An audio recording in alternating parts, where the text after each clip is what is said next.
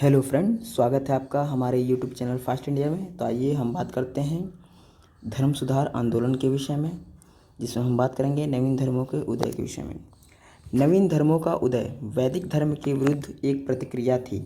वैसे तो इस अवधि में अनेक धर्मों का उदय हुआ, किंतु सबसे महत्वपूर्ण बौद्ध धर्म एवं जैन धर्म थे, जिनसे क्रमशः गौतम बुद्ध एवं महावीर स्वामी संबंधित थे।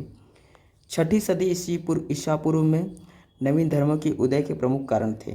क्या कारण थे ये हम देखेंगे। वैदिक काल के वर्ण व्यवस्था पर आधारित समाज में वर्गीय भेद के अंतर्गत शूद्रों पर अत्याचार आम बात थी, जिससे शूद्रों में असंतोष का जन्म हुआ। वे नवीन धर्मों की ओर आकृष्ट हुए। दूसरा हम बात करेंगे, वैदिक धर्म में ब्राह्मण वर्ग की श्रेष्ठता ने क्षत्रियों के मन में असंतोष को जन्म दिया, क्योंकि उनके अनुसार शासक वर्ग श्रेष्ठ थे। इस ब्राह्मण क्षत्रिय विवाद ने क्षत्रियों को नए धर्म की स्थापना हेतु प्रेरित किया। महावीर व गौतम बुद्ध दोनों ही क्षत्रिय वर्ग से थे। वैदिक धर्म के अंतर्गत यज्ञों में पशु की बलि दी जाने लगी, किंतु कृषक अर्थव्यवस्था में पशुओं के महत्व के कारण कृषक वर्ग नवीन धर्मों की ओर आकृष्ट हुए। चौथा है, वैदिक कर्मकांडों के कारण पड़ने वाले आर्थिक बोझ ने भी आम लोगों को नए धर्मों की ओर जाने में प्रेरित किया। ईसा पूर्व छठी सदी का काल वैश्विक संदर्भ में बौद्धिक चिंतन का काल था। इस काल के प्रमुख चिंतक हुए यूनान में पाइथागोरस, चीन में कन्फ्यूशियस, लाओ त्से तथा ईरान में जरथुस्त्र, भारत में बुद्ध तथा महावीर।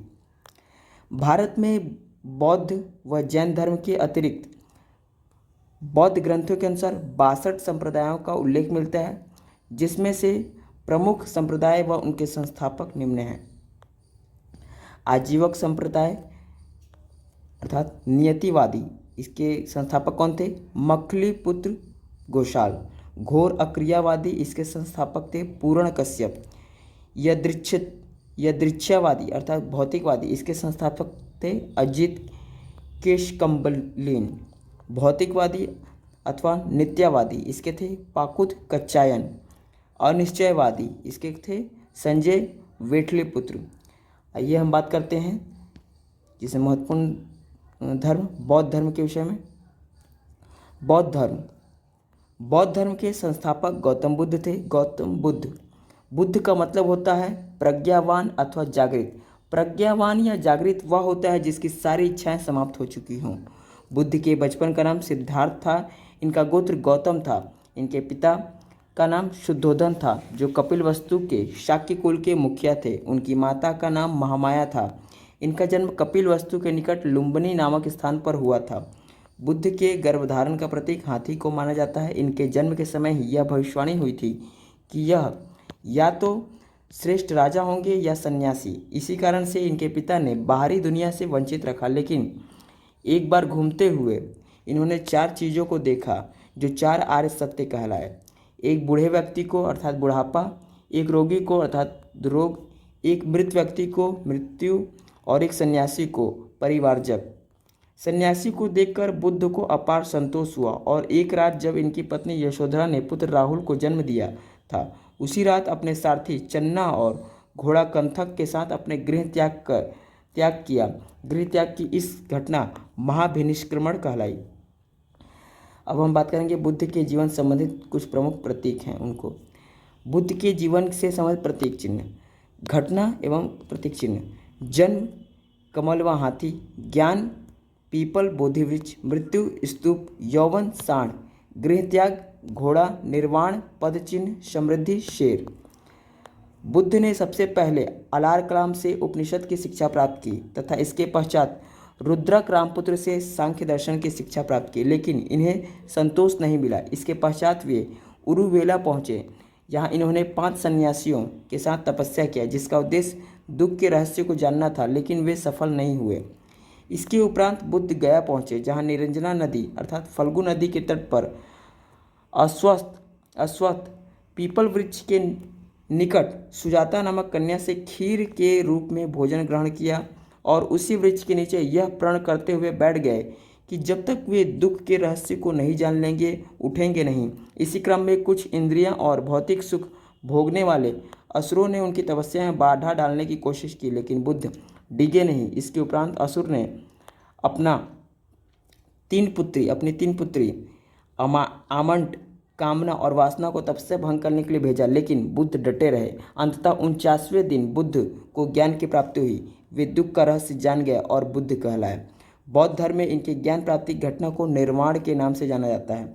गौतम बुद्ध ने सबसे पहले सारनाथ के ऋषि पत्तनम में अर्थात मृगदाव में 5 सन्यासियों को अपना पहला उपदेश दिया। इनका यह उपदेश धर्मचक्र परिवर्तन के नाम से जाना जाता है। इसके पश्चात बुद्ध निरंतर अपने ज्ञान का प्रसार करते रहे। वे वर्षा के 4 माह महज उदज गुफा में निवास करते थे, जो आगे चलकर विहार में बदल गया। बुद्ध ने सर्वाधिक उपदेश कौशल की राजधानी श्रावस्ती में दी और इनका अंतिम वर्षवास वैशाली में बीता। इसके उपरांत बुद्ध पावाग्राम पावापुरी गए, जहाँ इन्होंने कुंद नामक लोहार से अंतिम भोजन ग्रहण किया। पाली ग्रंथ के अनुसार इन्होंने शुकर माधव अर्थात सुअर ग्रहण किया। इस कारण इन्हें अमितसार अर्थात पेचिश रोग हुआ। जब ये मल्ल की राजधानी कुशीनगर पहुँचे तब 480 ईसा पूर्व में 80 वर्ष की अवस्था में इनकी मृत्यु हो गई। गौतम बुद्ध की मृत्यु के पश्चात उनके अवशेष के रूप में राख को विभिन्न स्थानों पर भेजा गया। इन्हें धरती के अंदर गाड़कर स्तूप का निर्माण किया गया। जैसे पाटलिपुत्र नरेश अजातशत्रु ने राजगीर पर्वत पर बौद्ध स्तूप का निर्माण करवाया। मौर्य शासक अशोक ने सांची और भरहुत स्तूप का निर्माण करवाया। बौद्ध धर्म के महायान शाखा ने बुद्ध के अवतार बोधिसत्व की कल्पना की। बौद्ध धर्म में आ रही समस्याओं को दूर करने के लिए बौद्ध संगति का आयोजन किया गया। 4 बौद्ध संगति का आयोजन किया गया, जिसे हम देखेंगे बौद्ध संगति। प्रथम कहाँ किया गया था? ये राजगीर में किया गया था। इस समय शासक कौन थे? अजातशत्रु थे तथा इस समय अध्यक्ष कौन थे? महाकश्यप थे। द्वितीय संगति कहाँ की गई थी? ये वैशाली में की गई थी। इस समय शासक कौन थे? कालाशोक थे तथा अध्यक्ष कौन थे? सभाकमीर। तृतीय के समय कहाँ किस स्थान पर किया गया था? तो ये पाटलिपुत्र में किया गया था। शासक कौन थे? अशोक थे तथा अध्यक्ष कौन थे? मोगलीपुत्तिस। चतुर्थ बौद्ध संगति कश्मीर में की गई थी। इस समय शासक कनिष्क था तथा अध्यक्ष कौन थे? वसुमित्र। बौद्ध धर्म संघ और उनकी कार्यप्रणाली। बौद्ध संघ बनाकर प्रचार करने का कार्य सबसे पहले जैनियों ने शुरू किया था। बौद्ध संघ में वृद्ध, रोगी, दास, सैनिक, ऋणी के प्रवेश की अनुमति नहीं थी। इसके अलावा वह व्यक्ति भी संघ में प्रवेश नहीं कर सकता था जिसने अपने स्वामी अथवा अभिभावक की अनुमति प्राप्त न की हो। संघ में प्रवेश की न्यूनतम आयु 8 वर्ष थी, किंतु इनका पूर्ण सदस्यता 20 वर्ष की आयु में ही प्राप्त होता था। संघ में प्रवेश को उपसंपदा कहा जाता था। संघ में प्रवेश करने के लिए भिक्षु उपोषद का पाठ करते थे। शपथ के अनुसार बौद्ध धर्म के अनुयायी विवाह कर सकते थे। गौतम बुद्ध ने शिष्य आनंद के कहने पर महिलाओं को भी संघ में प्रवेश दिया। यदि बौद्ध नियमों में कोई परिवर्तन करना होता तो मतदान गुप्त रूप से किया जाता था। बौद्ध संघ की बैठक के लिए कोरम अर्थात 20 था। कम से कम 20 सदस्य संघ की सभा में भाग लेंगे तभी बैठक शुरू होगी। अब हम बात करेंगे बौद्ध दर्शन के विषय में। बौद्ध दर्शन। बौद्ध धर्म के त्रिरत्न कौन कौन से थे? बुद्ध, धम्म, संघ। बौद्ध धर्म में 4 आर्य सत्यों का बताया गया है। तो 4 कौन सा थे? दुख समुदाय, दुख निरोध तथा दुख निरोध गामी प्रतिपदा। बौद्ध धर्म के अष्टांगी दुख निरोध गामी प्रतिपदा को क्या कहा गया? अष्टांगी मार्ग कहा गया है। बौद्ध धर्म के अष्टांगी मार्ग कौन कौन से हैं देखेंगे। सम्यक दृष्टि, सम्यक संकल्प, सम्यक वाणी, सम्यक कर्म, सम्यक आजीव, सम्यक व्यायाम, सम्यक स्मृति, सम्यक समाधि। ये अष्टांगी मार्ग हैं बौद्ध धर्म के अष्टांगी मार्ग। बौद्ध धर्म के सिद्धांत मध्यम मार्गी हैं, न तो कठोर और न ही सरल। बौद्ध दर्शन के अंतर्गत कुछ प्रमुख सिद्धांत हैं, उन देखेंगे। क्षणिकवाद, कारणतावाद, शून्यवाद या माध्यमिकावाद, युगाचार या विज्ञानवाद। बुद्ध का एक प्रमुख सिद्धांत प्रतीत्य समुत्पाद है। प्रतीत समुत्पाद का विषय है। इसके कारण यह होता है जैसे अज्ञान से कल्पना का जन्म होता है, कल्पना से अहंकार का, और इस तरह 12 श्रृंखला के पश्चात अंततः पुनर्जन्म होता है। बौद्ध धर्म में अज्ञानता के 3 प्रधान कारण बताए गए हैं। तो ये कौन कौन से बताए गए हैं? पहला है दुख के अनुसार जगत दुखमय है। दूसरा, जगत अनित्य है। इसका मतलब जो भी जीवधारी है वह क्षयशील है, कुछ भी स्थायी नहीं है। जगत अनात्य है अर्थात कोई आत्मा नहीं है। विश्वात्मा भी नहीं है अर्थात ईश्वर भी नहीं है। इस प्रकार हीनयान एक ऐसा धर्म है जिसमें न तो कोई आत्मा है और न ही देवता। गौतम बुद्ध ने अपना प्रथम उपदेश 5 ब्राह्मणों को दिया था। ये को ब्राह्मण कौन कौन थे? कौंडिल्य, वप्पा, भदिया, असग्गी एवं महामना। प्रथम उपदेश को धर्मचक्र प्रवर्तन कहते हैं। सारनाथ या ऋषिपत्तनम में प्रथम उपदेश दिया था। महात्मा बुद्ध के दो प्रिय शिष्य कौन थे? आनंद एवं उपाली। प्रथम बौद्ध भिक्षुणी कौन थी? तो ये गौतमी प्रजापति, ये बुद्ध की मौसी थी, इन्होंने ही इनका लालन पालन किया था। बौद्ध धर्म ग्रंथों की भाषा क्या थी? ये पाली थी। अब हम बात करेंगे बौद्ध धर्म के प्रमुख अनुयायी कौन कौन से थे? तीन। बिंबिसार, ये क्या थे? राजा थे, ये बौद्ध धर्म के अनुयायी थे। जीवक, ये क्या था? चिकित्सक था, ये भी गौतम बुद्ध के अनुयायी थे। वत्स्यकार, ये मंत्री थे। आम्रपाड़ी गणिका थी। वैशाली की नगरवधु थी। अनाथपिंडक, ये व्यापारी था। सुनिध, ये मंत्री था। अंगुलीमार, ये डाकू था। इन्होंने सभी ने ये गौतम बुद्ध के अनुयायी थे ये सभी। अब हम बात करेंगे बौद्ध धर्म के प्रमुख क्षेत्र। तो चंपा, कौशाम्बी, कौशल उत्तर भारत एवं श्रावस्ती सर्वाधिक उपदेश देने वाला, ये प्रमुख क्षेत्र थे। बौद्ध धर्म के प्रमुख संप्रदाय कौन कौन से थे? हीनयान, ये बुद्ध उपदेशक हैं। महायान, ये बुद्ध, इसमें भगवान को माना गया है बुद्ध को। वज्रयान, ये निकृष्ट संप्रदाय हैं। अब बात करेंगे हीनयान महायान के विषय में। हीनयान आत्मा को नहीं मानता लेकिन पुनर्जन्म को मानता है। हीनयान के तहत 3 नए दर्शन भी हैं। सरस्वतीवादी, इसकी मान्यता थी कि दृश्य जगत के धर्म क्षणिक नहीं है बल्कि यह अंतर्निहित रूप से विद्यमान है। स्वतांत्रिक, इसकी मान्यता थी कि बाह्य जगत संबंधी हमारा ज्ञान अनुभव मात्र है। समित्या, इसमें शरीर के अंदर एक आत्मा की कल्पना की गई है जो एक जीवन से दूसरे जीवन को जाती है। हीनयान के अनुसार बुद्ध का एक जन्म मैत्रेय के रूप में होना शेष है। कुषाण कनिष्ठ शासक के काल में बौद्ध धर्म का विभाजन ही हीनयान और महायान में हुआ। चौथी बौद्ध संगति में त्रिपिटक साहित्य पर टीका लिखा गया जो महाविभाषा शास्त्र के नाम से जाना जाता है। इसे बौद्ध धर्म का विश्वकोश भी कहा जाता है। महायान का अर्थ होता है बड़ी गाड़ी।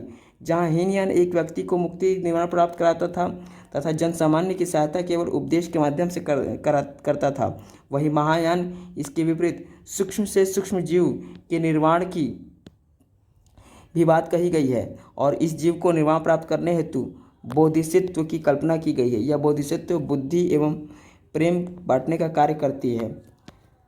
यह बोधिसत्व तब तक निर्वाण प्राप्त नहीं करेगा जब तक कि एक भी जीव पीड़ित हो अथवा एक भी व्यक्ति पुनर्जन्म शेष हो। कुछ बोधिसत्व इस प्रकार हैं। अवलोकितेश्वर, यह प्रधान बोधिसत्व है। इसे पद्मपाणि भी कहा जाता है। इसका प्रधान गुण दया करना होता है।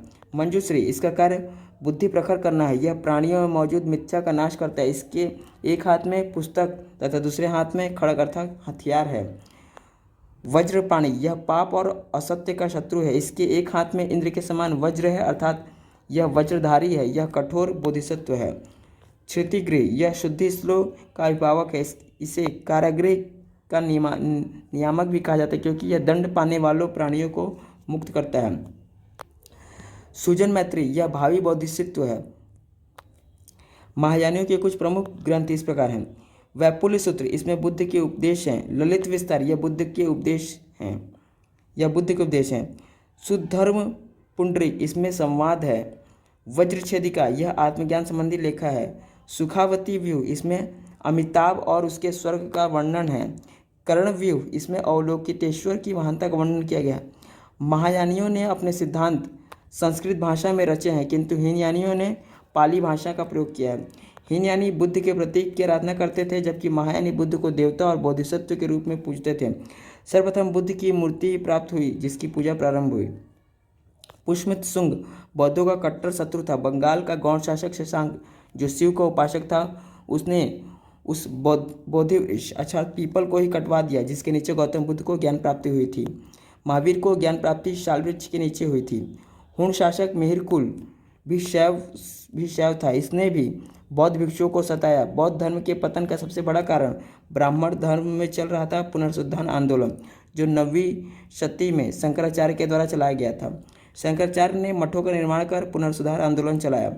12वीं सदी के अंत में बख्तियार रुद्दीन खिलजी का बंगाल पर आक्रमण होता है। इसने 1212 ईस्वी के आसपास नालंदा विश्वविद्यालय पर आक्रमण कर हजारों बौद्ध भिक्षुओं को मौत के घाट उतार दिया और वहां बौद्ध पुस्तकालय में भी आग लगा दी जिससे अधिकांश भिक्षु तिब्बत चले गए और भारत में बौद्ध धर्म का पतन हो गया। अब हम बात करेंगे बौद्ध धर्म के प्रमुख दर्शन के विषय में। पर योगाचार बौद्ध धर्म, यह बौद्ध धर्म का विज्ञानवादी संप्रदाय है। इसका मान्यता है कि जो संसार है वह एक स्वप्न के अलावा कुछ नहीं है। इस संप्रदाय के महान विद्वानों में असंख्य प्रमुख थे जिन्होंने सूत्र अलंकार की रचना की। इसके अलावा उनका प्रमुख ग्रंथ लंकावतार सूत्र है। असंख्य भाई वसुबंधु दृढ़ांग धर्मकृति भी योगाचार के संप्रदाय से संबंधित थे। अब बात करेंगे बौद्ध साहित्य के विषय। बौद्ध साहित्य त्रिपिटक कहलाते हैं। सुत्त पिटक, विनय पिटक, अभिधम पिटक। त्रिपिटक का मतलब होता है तीन पिटारा। त्रिपिटक के अंतर्गत विनय पिटक, सुत्त पिटक एवं अभिधम पिटक आते हैं। विनय पिटक क्या है? विनय शब्द वी प्लस नय से बना है। वी का अर्थ होता है विशेष और नय का मतलब है आचरण।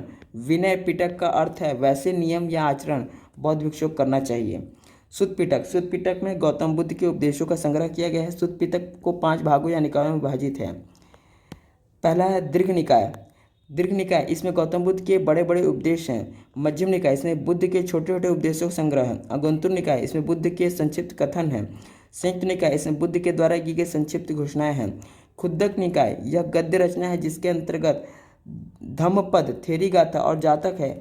इनमें जातक में बुद्ध के 500 पूर्व जन्मों की कथा है। अभिधम पिटक इसमें बुद्ध के गुण, मूल, दर्शन एवं मनोविज्ञान है। इसका एक भाग कथावत्थु जिसे तृतीय बौद्ध संगति में जोड़ा गया है। इसके अलावा मिलिंदपनो भी इन्हें संबंधित बौद्ध ग्रंथ है जो नागसेन नामक भिक्षु के द्वारा हिंद यूनानी शासक मिनांडर मिलिंद के प्रश्नों का उत्तर संग्रह है। अन्य बौद्ध साहित्यों की तरह यह भी पाली भाषा में लिखा गया है। इसके अलावा दीपवंश, महावंश, चूलवंश भी बौद्ध ग्रंथ है जिसका संकलन श्रीलंका में हुआ। नेक्स्ट हम बात करेंगे जैन धर्म के विषय में।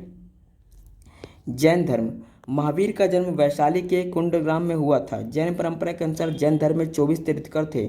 इसमें प्रथम ऋषभदेव थे। जैन धर्म के 22 तीर्थकर की ऐतिहासिक संदिग्ध है। 23वें तीर्थकर पार्श्वनाथ थे जिन्होंने निग्रंथ संप्रदाय की स्थापना की। निग्रंथ का मतलब होता है बंधन से मुक्त। पार्श्वनाथ बनारस के राजा अशोकसेन के पुत्र थे। 700 ईसा पूर्व के आसपास गण अर्थात संघ बनाकर अपने धर्म का प्रचार कर रहे थे। पार्श्वनाथ की मृत्यु पारस पहाड़ी के निकट सम्मित शिखर पर हुई। जैन धर्म के वास्तविक संस्थापक वर्धमान थे। इनके पिता का नाम सिद्धार्थ था और सिद्धार्थ वज्जियों के 8 संघों में से एक संघ के राजा थे। ये ज्ञात्रिक कुल के थे। जैन परंपरा के अनुसार जैन धर्म के जितने भी तीर्थकर हुए वे सभी क्षत्रिय परंपरा के अनुसार वर्धमान सबसे पहले देवनंदा नामक ब्राह्मण स्त्री के गर्भ में आए थे। आगे चलकर चमत्कार हुआ एवं गर्भ परिवर्तन हुआ तथा वे त्रिशला नामक महिला के गर्भ में स्थानांतरित हुए जो इनकी माता थी। त्रिशला लिच्छवी राजा चेटक की बहन थी। 30 वर्ष की अवस्था में महावीर गृह त्याग किया और सत्य की खोज में निकल पड़े। अंततः रिजुपालका नदी के तट पर जिम्भिक ग्राम के समीप इन्हें ज्ञान की प्राप्ति हुई। प्रारंभ के 5 वर्ष इनके साथ मश्करी गोशाल थे। आगे चलकर इन्होंने आजीवक संप्रदाय की स्थापना की। जैन धर्म को लिच्छियों ने अपना राजधर्म घोषित किया। इस धर्म को बिंबिसार तथा उदयन ने भी अंगीकार किया। 460 ईसा पूर्व में मल्ल गणराज के शासक शस्तिपाल के दरबार में जो पावापुरी में स्थित है वर्धमान की मृत्यु हुई। महावीर की मृत्यु की पहचान जैन धर्म को आगे बढ़ाने का कार्य 11वें गणधर सुधर्मन ने किया। जैन धर्म को विजेताओं का धर्म ग्रंथ कहा जाता है। जब वर्धमान को ज्ञान प्राप्ति हुई तो वे जिन कहलाए। जिन का मतलब होता है वश में है इंद्रिया जिसकी। महावीर की मृत्यु के 12 वर्ष पश्चात मगध में अकाल पड़ा। इस कारण बहुत से जैन भिक्षु भद्रबाहु के नेतृत्व में दक्षिण भारत की ओर चले गए और बहुत से जैन भिक्षु स्थूलबाहु के नेतृत्व में मगध में ही रह गए। आगे चलकर जैन भिक्षुओं के बीच मतभेद उत्पन्न हो गया। जैन धर्म 2 भागों में बढ़ गया। उत्तर में रहने वाले श्वेतांबर कहलाए जिसका नेतृत्व स्थूलभद्र ने किया और ये सफ़ेद वस्त्र धारण करते थे। दक्षिण में रहने वाले दिगंबर कहलाए जिसका नेतृत्व भद्रबाहु ने किया। ये नग्न रहते थे। अब हम प्रमुख बात करेंगे प्रमुख जैन संगतियों के विषय में। जैन संगतियाँ प्रथम संगति कहाँ हुई थी? ये पाटलिपुत्र में हुई थी। कब हुई थी? 322 ईसा पूर्व में हुई थी। इसके अध्यक्ष कौन थे? भद्रबाहु थे। द्वितीय बौद्ध संगति कब हुई थी? ये वल्लभी में हुई थी 512 ईस्वी में। इसमें अध्यक्ष कौन थे? देवर्धि क्षमाश्रवण। बौद्ध धर्म में जहाँ साहित्य पाली भाषा में लिखे जाते थे वहीं जैन धर्म में प्राकृत भाषा का प्रयोग साहित्य के लिखने के लिए किया गया था। अब जैन धर्म के सिद्धांत के विषय में बात करेंगे। जैन सिद्धांत के अनुसार निर्वाण प्राप्ति के लिए त्रिरत्न आवश्यक है। ये त्रिरत्न हैं सम्यक दर्शन, सम्यक ज्ञान एवं सम्यक आचरण। इस त्रिरत्न के पालन के लिए 5 महाव्रत है। अहिंसा, अमृषा अर्थात सत्य वचन या झूठ का न बोलना, अस्तेय अर्थात चोरी न करना, अपरिग्रह किसी की वस्तु को ग्रहण न करना तथा ब्रह्मचर्य। इनमें से प्रथम 4 पार्श्वनाथ द्वारा दिए गए हैं, जबकि 5वां व्रत महावीर के द्वारा दिया गया। जैन धर्म में ज्ञान संबंधी विचारों की भिन्नता है। इस संबंध में 7 विचार है, जिसे सप्तभंगी या स्यादवाद या अनेकांतवाद भी कहते हैं। बौद्ध धर्म के विपरीत जैन धर्म देवताओं के अस्तित्व को स्वीकार करता है, लेकिन विश्व व्यवस्था में इन देवताओं का कोई योगदान नहीं है। अब हम बात करें प्रमुख तीर्थंकर एवं उनके प्रतीक। ऋषभदेव, इनके प्रतीक कौन है? वृषभ है। संभवनाथ, इसके प्रतीक है घोड़ा। निमिनाथ नीलकमल, पार्श्वनाथ सर्पफण, तीर्थकर अजितनाथ गज, मतिलनाथ महिला तीर्थकर कलश, अरिष्टनेमी शंख, महावीर सिंह। सबसे महत्वपूर्ण कौन है? महावीर। बौद्ध धर्म एवं जैन धर्म में सबसे प्रमुख अंतर अहिंसा को लेकर है। जैन धर्म के अनुसार जीव एवं अजीव के परस्पर क्रिया से ही विश्व चलता है। जैन धर्म के अनुसार आत्मा उज्ज्वल और सर्वज्ञात है। जैन धर्म के अनुसार विश्व में असंख्य आत्माएं हैं, इस कारण ही पुनर्जन्म होता है और व्यक्ति दुख पाता है। पुनर्जन्म से मुक्ति का एकमात्र साधन कर्म से निर्जरा अर्थात कर्म की समाप्ति है। जैन धर्म मानता है कि व्यक्ति कर्म करता है और कर्म के फल की चिंता करता है और इच्छानुसार कर्म फल न मिलने पर दुख होता है। अतः कर्म को रोक लेना दुख के अंतः का कारण होगा। कर्म की निर्जरा या समाप्ति तब से संभव है और तब से आत्मा अंतिम रूप से मुक्त हो जाती है, वह उच्चतम स्वर्ग में पहुंच जाता है। जैन धर्म के 2 प्रमुख संप्रदाय निम्न हैं। कौन कौन से संप्रदाय हैं? तो हमने बात किया था दिगंबर और श्वेतांबर। दिगंबर को बात करेंगे। जैन धर्म का एक प्रचलित संप्रदाय जिसमें जैन अनुयायी वस्त्र त्याग कर नग्न अवस्था में रहते हैं। पुनः यह भी माना जाता है कि महावीर के निर्वाण के 200 वर्षों के बाद मगध में अकाल पड़ा। इससे कुछ जैन भिक्षु दक्षिण भारत में चले गए। पुनः उनकी अकाल समाप्ति के बाद वापस होने पर वे दिगंबर कहलाए, क्योंकि उत्तर भारत के जैनियों का मत था कि दक्षिण जाकर उन्होंने जैन मान्यताओं का पालन किया होगा। श्वेतांबर जैन धर्म का एक संप्रदाय है जो श्वेत रंग के वस्त्रों को धारण करता है। महावीर के निर्वाण के 200 वर्षों के बाद मगध में अकाल पड़ा, जिसके बाद कुछ जैन भिक्षु मगध में ही रह गए। वे वस्त्र पहनना आरंभ किया, श्वेतांबर कहलाए। प्रथम जैन भिक्षुणी कौन थी? ये चंदना थी। चंदा नरेश दधिवर्धन की पुत्री थी। जैन धर्म ग्रंथों की भाषा प्राकृत या अर्धमागधी थी। जैन धर्म के प्रमुख अनुयायी कौन कौन थे? तो ये बात कर लेंगे। उदयन हरेक वंश का था। चंद्रगुप्त मौर्य वंश का था। खारवेल कलिंग वंश अर्थात चेदी वंश, अमोघ वंश राष्ट्रकूट वंश तथा चंदेल वंश के राजा खजुराहो, ये प्रमुख जैन अनुयायी थे। जैन धर्म के प्रमुख क्षेत्र हम बात करेंगे कौन कौन से थे? तो ये मथुरा, श्रवण बेलगोला एवं माउंट आबू, ये प्रमुख जैन धर्म के क्षेत्र थे। अब हम बात करेंगे जैन साहित्य के विषय में। जैन साहित्य पूर्व प्रथम जैन संगति में प्राचीन में जैन ग्रंथों को संकलित किया गया। इन्हें पूर्व कहा गया है। इनकी संख्या 14 है। आगम संपूर्ण जैन ग्रंथ को आगम कहा गया है। परिशिष्ट पर्व यह संस्कृत में एक प्रमुख जैन साहित्य है जिसकी रचना हेमचंद्र ने की है। कल्पसूत्र यह प्राकृतिक में लिखा गया है, एक प्रमुख जैन साहित्य है। इसकी रचना भद्रबाहु ने की है। जैन शिल्प कला के उदाहरण की बात करेंगे हम कौन कौन से हैं? तो ये बाघ गुफा उदयगिरी में है। हाथी गुम्फा मंदिर उड़ीसा में है। दिलवाड़ा का जैन मंदिर माउंट आबू राजस्थान में स्थित है। बाहुबली या गोमतेश्वर प्रतिमा कर्नाटक में है। रणकपुर मंदिर ये कहाँ है? उदयगिरी में स्थित है। अब हम कुछ एनसीईआरटी फैक्ट की बात करेंगे जो स्पेशल फैक्ट है। तो स्तूप शब्द का अर्थ किसी वस्तु के ढेर। स्तूप का प्रारंभिक उल्लेख ऋग्वेद में मिलता है। महात्मा बुद्ध की मृत्यु के बाद उचित अस्थि अवशेषों पर 8 स्तूपों का निर्माण हुआ। इन स्तूपों का निर्माण अजातशत्रु तथा इसके क्षेत्रीय गणराज्यों ने करवाया। कालांतर में मौर्य सम्राट अशोक ने 84,000 स्तूपों का निर्माण करवाया। स्तूप को 4 भागों में बांटा गया है। शारीरिक स्तूप, पारिभोगिक स्तूप, उद्देशिका स्तूप तथा पूजार्थक स्तूप। स्तूप के महत्वपूर्ण हिस्से होते हैं। कौन कौन से होते हैं? वेदिका, मेघी, अंड, हर्मिका, छत्र, यष्टि, सोपान। स्तूपों में भरूत स्तूप का सर्वाधिक प्राचीन स्तूप है। सांची स्तूप सबसे विशाल और श्रेष्ठ है। इसका निर्माण मौर्य सम्राट अशोक ने करवाया था। धम्मिक स्तूप जिसे सारनाथ स्तूप या रानी का स्तूप भी कहते हैं। चैत्य का अर्थ पवित्र कक्ष होता है जिसके मध्य एक छोटा सा स्तूप होता है जिसे दागोब नाम से जाना जाता था, जिसकी पूजा की जाती थी। विहार बौद्ध धर्म में आवासीय उद्देश्य से किया जाता था। चैत्य ग्रहों में कार्ले का चैत्य अपनी वास्तु सुंदरता के लिए प्रसिद्ध है। बौद्ध धर्म में मूर्ति पूजा के विधान होने से पहले चैत्य ग्रह का निर्माण कर उनकी बुद्धि प्रतीक के रूप में पूजा की जाती थी। धन्यवाद फ्रेंड, मिलते हैं नेक्स्ट वीडियो में, तब तक के लिए जय हिंद।